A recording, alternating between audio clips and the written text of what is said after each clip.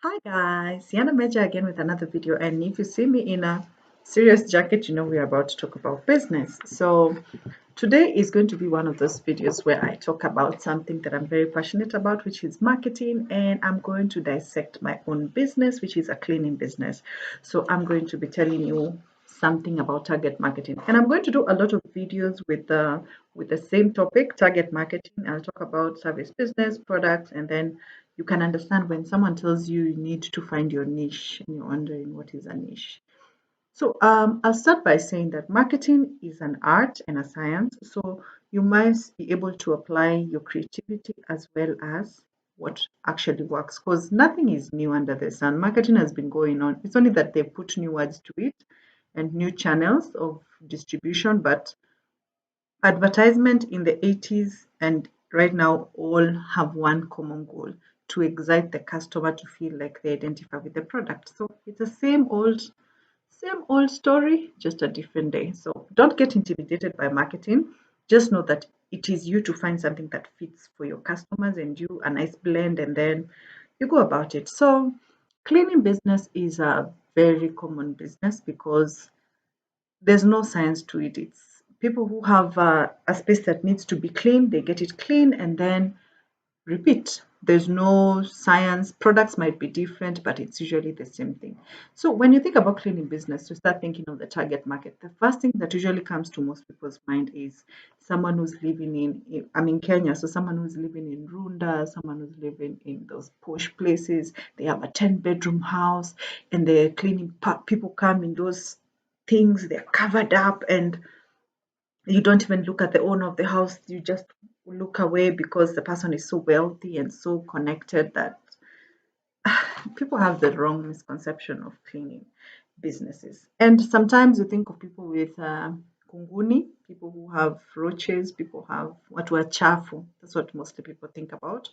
But I'm here to demystify that because cleaning is for everyone, meaning that if you have a space that can gather dust, then cleaning is for you. So I'll get into it. So cleaning businesses are, first of all, let me talk about what is target marketing. So a target market is a special group of potential customers who share similarities. Either they can share things like age, they can share things like education, they can share interest, they can share income, they can share geolocation where they are all based, they can share interest, they can share fears, and such kind of things. So I have the notes here, that's why I'm looking down from a while.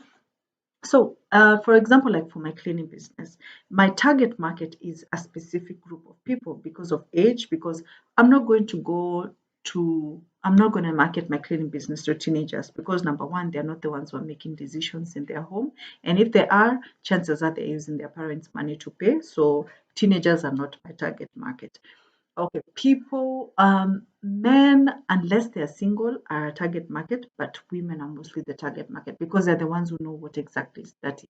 A guy can live in a house that is dusty and not care and live until he finds a wife. So some guys are neat, some don't really care for the cleanliness. And some have a mama four who comes once in a week. So the person who has a mama four is probably not going to be my target market. Okay, in terms of geo data, I have my business set in Nairobi, so I won't probably clean for someone who's in Isiolo unless it's a big job. I won't go clean windows for someone in Isiolo. I'll probably refer somebody who's in Isiolo to do it because of the costs of logistics. Okay, in terms of interest, it has to be someone who wants to be clean, someone who likes a clean space. It makes them feel good, and also in terms of education, someone who understands the difference between mtu kuosha nyumba na omo, someone who has multi-purpose cleaners and those disinfectants and stuff like that. In terms of age, mostly it is people who are in their mid 30s, people who between mid 30s, people who now they are set in their careers or something like that, or people who they value the time they're getting back from cleaning for them. Okay, so I'll dive into it more. So there are two types of segmentation for a cleaning business. The first one is residential and the other one is commercial. Let's get into commercial first. So commercial means places of businesses. It's very simple, places of businesses. So commercial can be broken down into businesses that don't have an in-house cleaner, Like for example, if someone has a shop, it's a one-person shop. That person is not going to hire somebody every day for cleaning services at your kujamu dust. No, they probably do the dusting themselves, but sometimes they might need someone to come in, like clean the carpet. So that's someone who doesn't have an in-house. And also there are people who want to hire a professional company to bring their trained people there instead of going to interview people. So a company that wants an in-house person and a company that wants doesn't want the commitment of an in-house person. So so reasons why businesses or commercial spaces might hire a professional cleaner is to free up their staff, because you don't want to interview lawyers and then every Monday you sit down your lawyers and you tell them tutakuwa tunaosha ofisi. It might rub people off the wrong way and it is not part of their JD. So to free up the staff, to make sure that they are not people who are supposed to be making money like sales staff and they're busy sweeping the office, you know.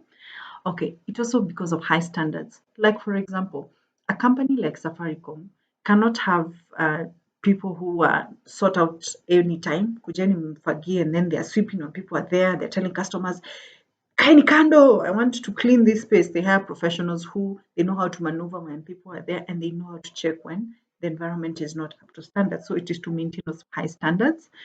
Also for flexibility, because a company will hire cleaners because they want that flexibility of knowing every Monday and Wednesday we can clean. If they don't, or if they don't open, they can be like, oh, we're not opening. And the flexibility of calling and not, if there's an outbreak, something has happened, they can easily call in a person to come and service their need.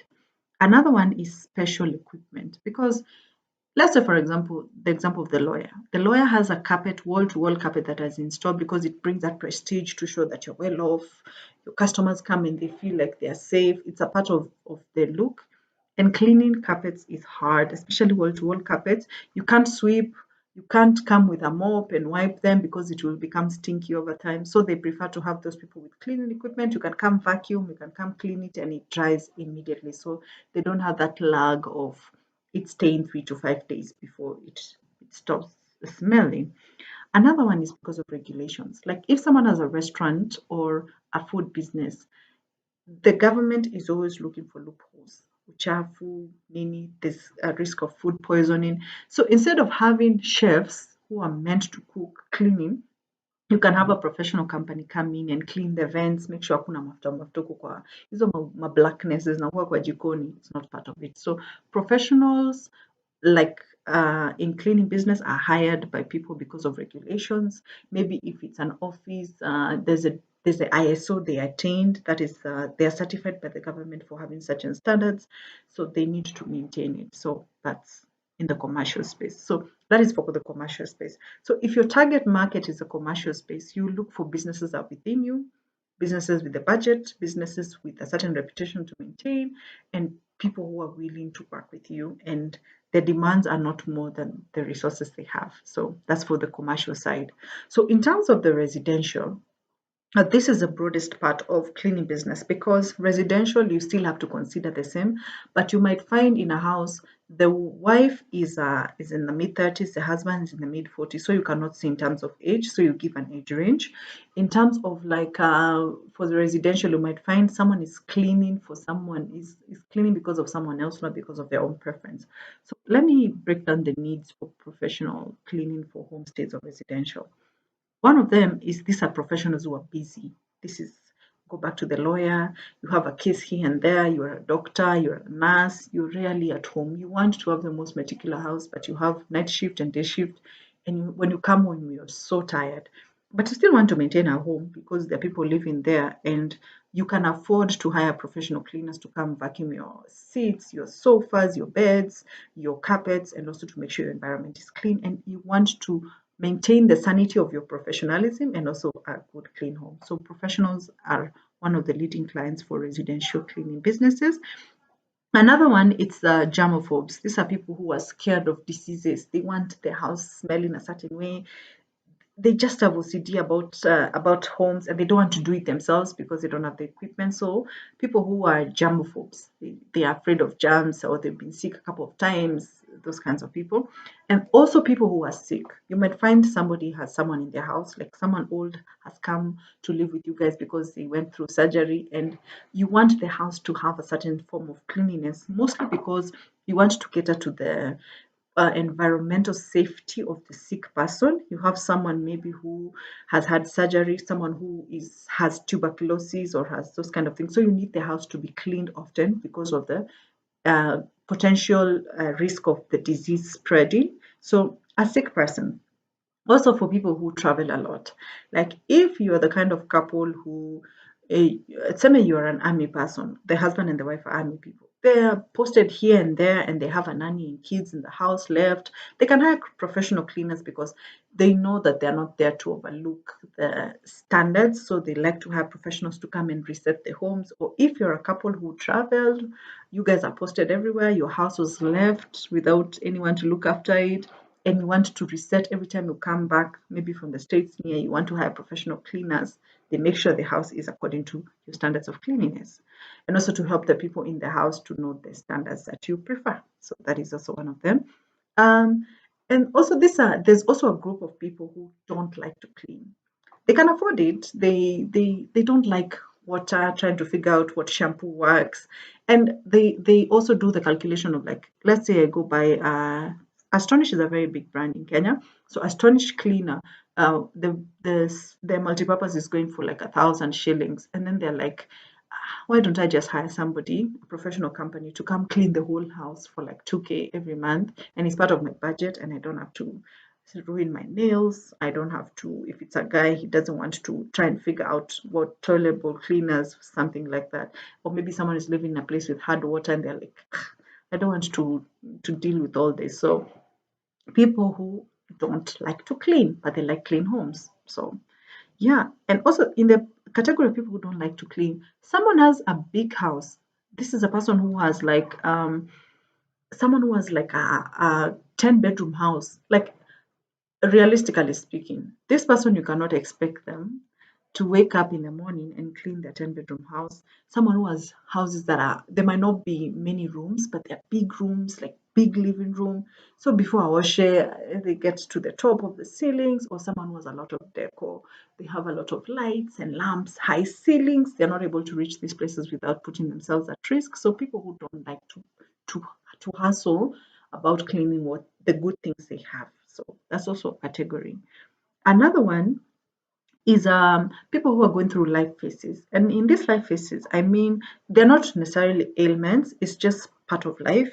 Things like pregnancy, women who are pregnant, you cannot expect your wife with a 7-month pregnancy to get on top of a seat and then to wipe the curtain rods or the curtain whatever. So most people, as a form of love, they hire professional cleaners for their loved ones to make sure that they are safe, and also to make sure that the environment is still clean, well taken care of, and they ease the burden. Also in this category, we consider people who are elderly, because if your parents are of a certain age, they might have arthritis, they might have diabetes, they might have a lot of high blood pressure, they have a lot of anxiety because of the environment, and also because of their limbs, they cannot get up to some spaces. And then you start noticing the staff they have take advantage because these people are old and they don't demand much. So also you can hire cleaning professionals for your folks or for your mother-in-law if you feel like she's exerting herself. Like just it's a form of care. It's also a form of care for people who are able to, because you might not be able to gather all the cousins, kujeni tuoshe mom nyumba. No. You just have a professional company and everyone just chips in and you pay, and they make sure that your mother-in-laws and your mom's homestead is well taken care of and they are free from asthmatic things and stuff like that. So target marketing helps you in order to place your advertisements. You get to know what kind of advertisement can I really make for this. Because as for me, I have a certain target group. I prefer people who are in certain phases of their life, because I've noticed that when we clean for maybe someone who's very young, their demands are very high and they are not very knowledgeable about the product. So you find sometimes your cleaners end up having arguments with them, or they think, oh, this is not done well. They're a bit edgy. So there's the group which, as an entrepreneur, you'll have preference for. And it's okay to have preference and also to help you with your marketing and also to track who is clicking my advertisement. And it helps you to know where to put the advertisement. Because in the case of I'm not cleaning for young people. So my most biggest target is going to be millennials, and millennials are usually on Instagram, a bit on Facebook. Some of them are on TikTok, but for TikTok they go for entertainment. So I'll put advertisement there that is entertaining for them. Oh, someone dancing with a broom, and then when I come to Instagram, I'll share my poster with my rates, my discounts, cleaning products that I'm selling.